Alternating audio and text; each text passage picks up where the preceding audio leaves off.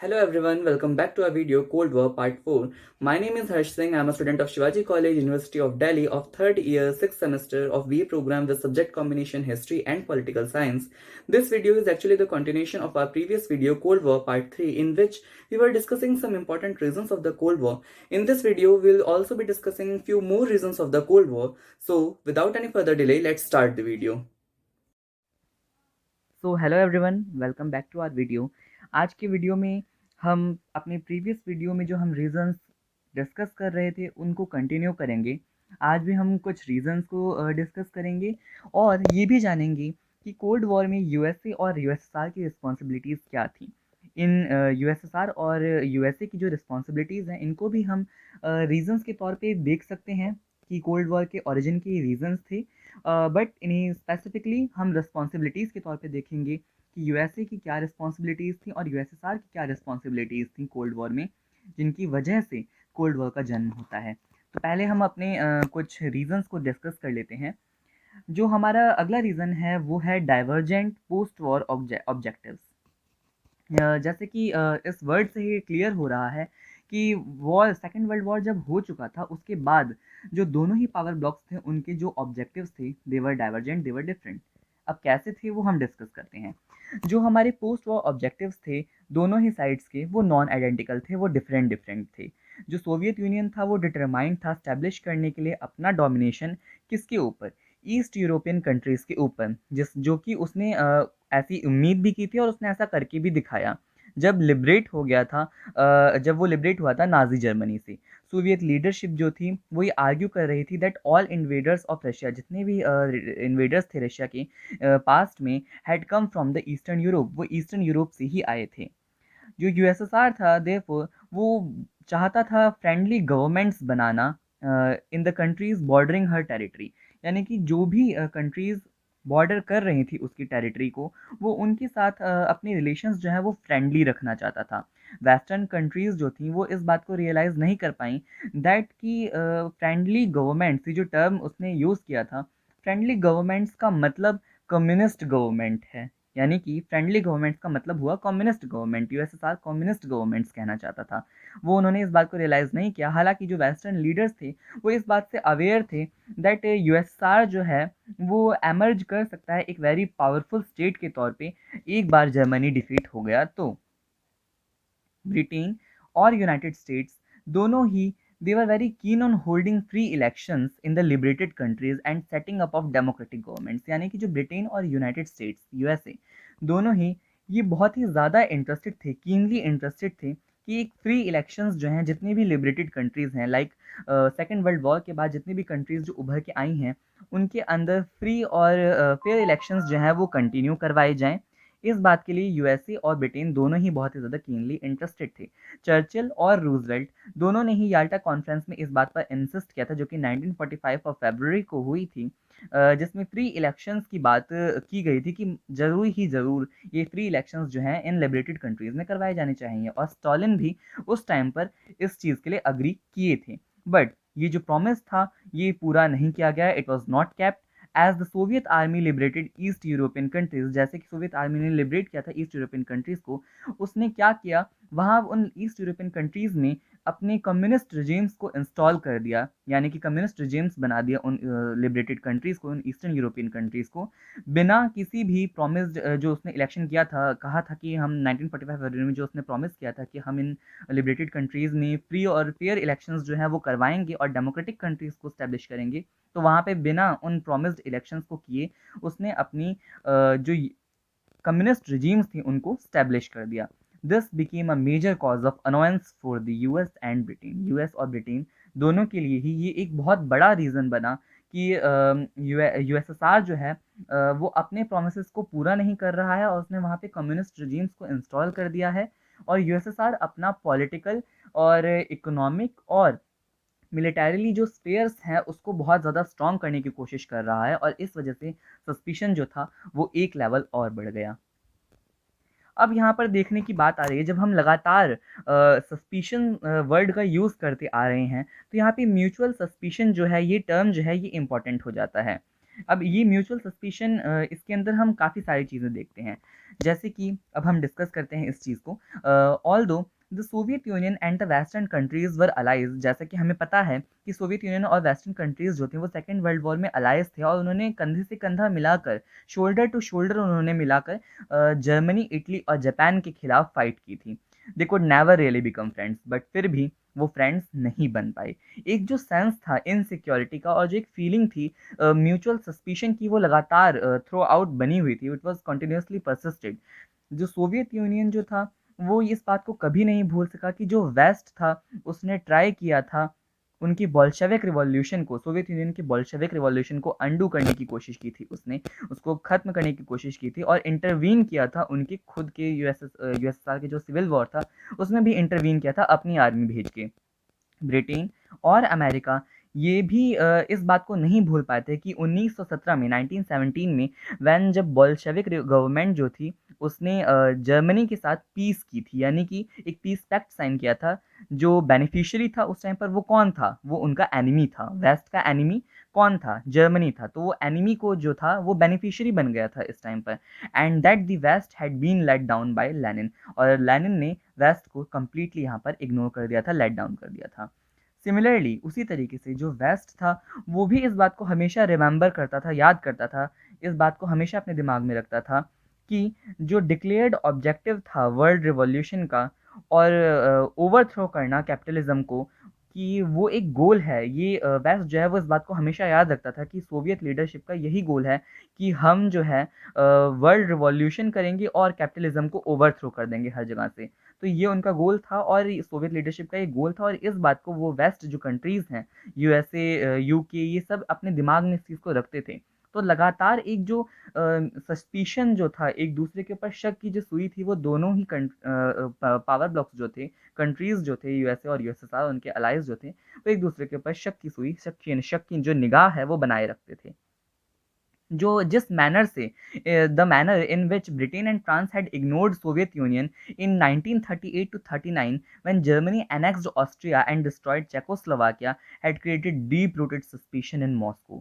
यहाँ पर ये बात ध्यान देने वाली है कि ब्रिटेन और फ्रांस ने जिस तरीके से इग्नोर किया था सोवियत यूनियन को 1938 से 1939 के दौरान, 1938 to 1939 के दौरान, जब जर्मनी ने एनेक्स कर लिया था ऑस्ट्रिया को और डिस्ट्रॉय कर दिया था चेकोस्लोवाकिया को, यहाँ पर सोवियत यूनियन को कंप्लीटली इग्नोर कर दिया गया था ब्रिटेन और फ्रांस के द्वारा, जिसकी वजह से एक बहुत ही गहरी जड़ शक की जो थी वो मॉस्को के, यानी कि यूएसएसआर के मन में वो पैदा हो चुकी थी अगेंस्ट उसके जो वेस्टर्न फ्रेंड्स थे, यानी कि जो यूके, यूएसए हैं, इन ब्रिटेन, फ्रांस, इनके वेस्टर्न फ्रेंड्स के खिलाफ उसके मन में एक शक की जो जड़ थी वो और ज़्यादा गहरी हो गई थी।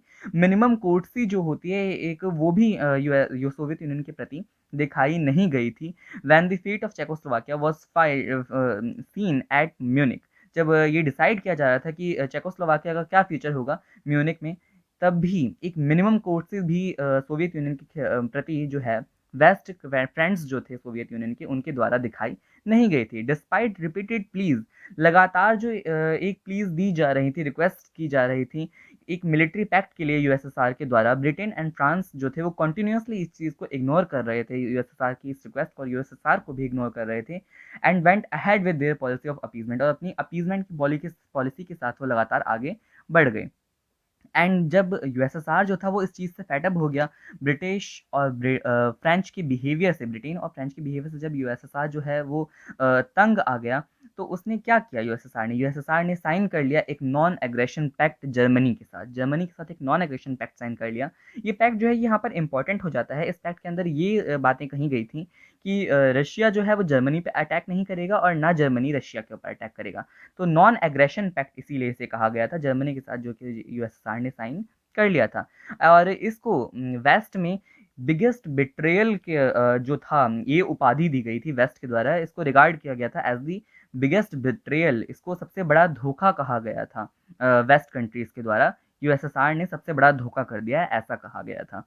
These pre war suspicions were only partially forgotten, और ये जो प्री वॉर सस्पिशंस थे इनको सिर्फ पार्शली ही भुलाया गया था, लेकिन कहीं ना कहीं ये यूएसए, यूएसएसआर और इनके दोनों ही अलाइज के बीच में लगातार मन में बनी हुई थी। What is more, even during the war, new grounds for suspicion were created.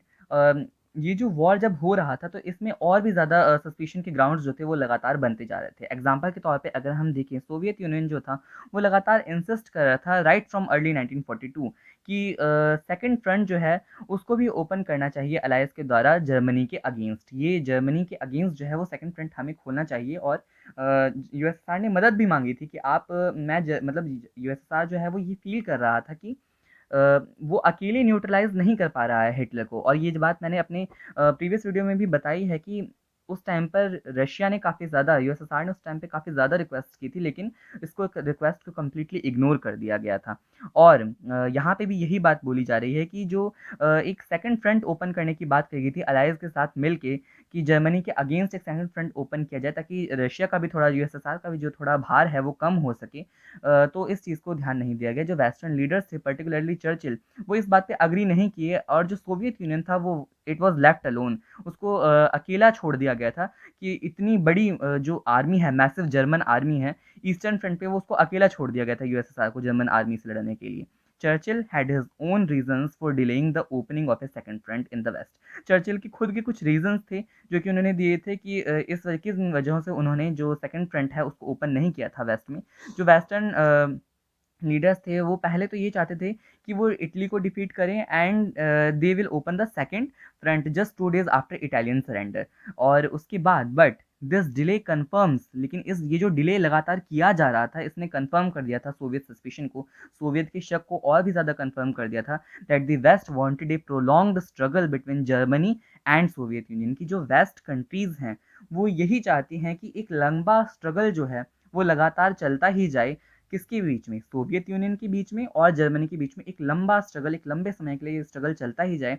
और क्या कारण, जो शक था वो किसके ऊपर गया कि इस चीज़ से क्या फ़ायदा होगा वेस्ट कंट्रीज़ को, कि यूएसएसआर और जर्मनी जो है एक प्रोलॉन्ग स्ट्रगल लगातार करते रहे, लंबे समय तक स्ट्रगल आपस में लड़ाई करते रहें। इससे शक ये गया कि इस चीज़ से वेस्ट कंट्रीज़ को फ़ायदा ये होगा that they could eliminate each other and Britain and America could enjoy the fruits of victory. ये दोनों आपस में ही लड़के ख़त्म हो जाएंगी और जो अमेरिका है और जो ब्रिटेन है, ये लोग जो विक्ट्री का जो फ्रूट है उसको एंजॉय कर सकेंगे, यानी कि विक्ट्री ऑटोमेटिकली इनकी हो जाएगी। दूसरी बात यहाँ पर ये देखने को मिलती है, जो यूनाइटेड स्टेट्स था it was developing the nuclear bomb, वो न्यूक्लियर बॉम्ब्स को डेवलप कर रहा था। जैसा कि मैंने प्रीवियस वीडियो में वो फोटो भी शेयर की थी, वो न्यूक्लियर बॉम्ब को डेवलप कर रहा था। लिटिल बॉय नाम का बॉम्ब जो था वो पहले ड्रॉप किया गया था हिरोशिमा पे। But she kept the Soviet union in the dark obviously because the American did not trust the Soviet Union. और जैसा कि मैंने पिछली वीडियो में बताया था कि सोवियत यूनियन को इस बारे में, उसके एग्जैक्ट नेचर के बारे में न्यूक्लियर बॉम्ब्स के नहीं डिस्कस किया गया था। ऐसा बताया ही नहीं गया था कि न्यूक्लियर बॉम्ब नाम की भी कोई चीज़ है अमेरिका के पास। उसको कम्प्लीटली डार्क में रखा गया था। इस बारे में कोई भी जानकारी नहीं दी गई थी किसको, यूएसएसआर को। And it was completely kept in the dark. क्यों? क्योंकि अमेरिकन को ऑब्वियसली बिल्कुल भी ट्रस्ट नहीं था सोवियत यूनियन के ऊपर। Once the atom bombs were dropped by the American, Soviet Union realized that she had been intentionally kept in dark. और जब एक बार सोवियत यूएसए के द्वारा हिरोशिमा पर, जापान की हिरोशिमा पर एटम बॉम्ब्स को गिरा दिया गया और ये बात यूएसएसआर को पता चली, तो यूएसएसआर को ये कंफर्म हो गया था, यूएसएसआर का ये शक कंफर्म हो गया कि हाँ, इंटेंशनली ही उसको डार्क में रखा गया था, इन चीज़ों के बारे में उसे नहीं बताया गया। जबकि डिसाइड हुआ था कि वो दोनों मिलकर, यूएसए यूएसएसआर दोनों मिलकर ही जापान के ऊपर अटैक करेंगे और उसे हराएंगे। सस्पिशन रैन डीपर, और ज़्यादा सस्पिशन, जो शक है वो और ज़्यादा गहरा हो गया। तीसरा पॉइंट हमें ये देखने को क्या मिलता है यहाँ पर कि जो वेस्ट था it considered the aid that they gave to the Soviet Union as a massive and generous. The Soviet leaders felt it was not adequate.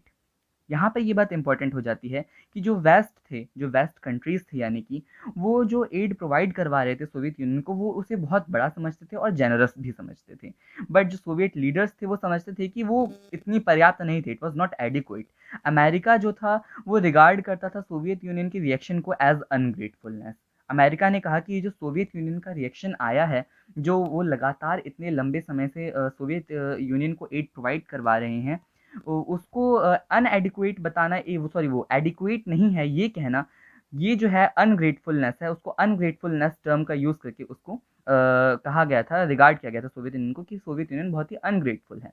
Towards the end of the war जब खत्म हो रहा था, दोनों ही sides जो थी उन्होंने mutual suspicion को हटाने की कोशिश की कुछ हद तक, बट दोनों ही साइड्स जो है वो फेल्ड हुई। म्यूचुअल सस्पिशन का मतलब मैं फिर से बता दूं, आपसी जो शक होता है एक दूसरे के ऊपर, वो है इन दोनों ही चीज़ों को, इस शक को दोनों ही साइड्स, दोनों ही पावर ब्लॉक्स ने हटाने की कोशिश की थी, लेकिन दोनों के दोनों फेल हुए। एग्जाम्पल के तौर पे देखें तो अमेरिका जो था वो डेमोन्स्ट्रेट कर रहा था अपने आप को कि उसकी गुड इंटेंशंस हैं, और वो कैसे उसने शो किया कि उसकी इंटेंशंस गुड हैं, अपनी ट्रूप्स को वापस से विड्रॉ करके जर्मनी के कुछ पार्ट से और चेकोस्लोवाकिया की कुछ पार्ट से अपनी ट्रूप्स उसने हटा ली थी, अपनी आर्मी को अपने हटा लिया था, विड्रॉ कर लिया था, वापस बुला लिया था। और सोवियत रशिया के पार्ट पे क्या हुआ, the Soviet Union dissolve the much disliked Comintern. यहाँ पे कॉमिंटर्न जो है वो मैं आपको बता दूं कम्युनिस्ट इंटरनेशनल है। कम्युनिस्ट इंटरनेशनल संस्था बनाई गई थी सोवियत यूनियन की लीडरशिप के अंडर, जिसके अंदर हर कंट्री में कम्युनिस्ट पार्टी जो है, कम्युनिस्ट करके जो कम्युनिस्ट आइडियोलॉजी है, जो भी पार्टीज हैं वो कम्युनिस्ट नाम से ही उस पार्टी को चलाएंगी अपने। कम्युनिस्ट पार्टी यहाँ की, इस देश की जो भी नाम है फिर वो लगा दिया जाए, कम्युनिस्ट पार्टी ऑफ चेकोस्लोवाकिया या कम्युनिस्ट पार्टी ऑफ पोलैंड, जो भी हो, जो भी देश का नाम है उसको लगा के कम्युनिस्ट पार्टी लिखा जाएगा, और उनकी एक्टिविटीज़ को डिस्कस किया जाएगा, और एक सेट प्रोपागेंडा के तहत, एक सेट आइडियोलॉजी के तहत हर कंट्री में जो है कम्युनिज्म को फैलाया जाएगा। तो ये था कम्युनिस्ट इंटरनेशनल, जो कि बहुत ही ज़्यादा अनडिसलाइक्ड था, जिसको डिसलाइक नहीं किया जा रहा था, इसको लाइक नहीं किया जा रहा था, sorry, it was very disliked by the West countries. और इसी वजह से इस चीज़ को भी, इस कॉमिंटर्न को भी, इस कम्युनिस्ट इंटरनेशनल को भी जो है यूएसएसआर ने डिसॉल्व कर दिया अपने पार्ट पर। बट ये जो म्यूचुअल सस्पिशन जो था, इतना कुछ करने के बाद भी म्यूचुअल सस्पिशन जो था, इट वाज परसिस्टेड, ये कंटिन्यू रहा। तो आज की वीडियो में बस इतना ही। हम नेक्स्ट वीडियो में हमारी यूएसए और यूएसएसआर की जो रिस्पॉन्सिबिलिटीज़ हैं उसको डिस्कस करेंगे। इस वीडियो में हमने उसे डिस्कस इसलिए नहीं किया वरना वीडियो बहुत लॉन्ग हो जाती। We will be discussing it in our next videos. और यूएसए और यूएसएसआर की रिस्पॉन्सिबिलिटीज़ को भी हम एक रीजंस के तौर पे देख सकते हैं कोल्ड वॉर के। तो आज के लिए बस इतना ही। Stay home, stay safe, stay healthy, stay tuned and keep learning. Bye.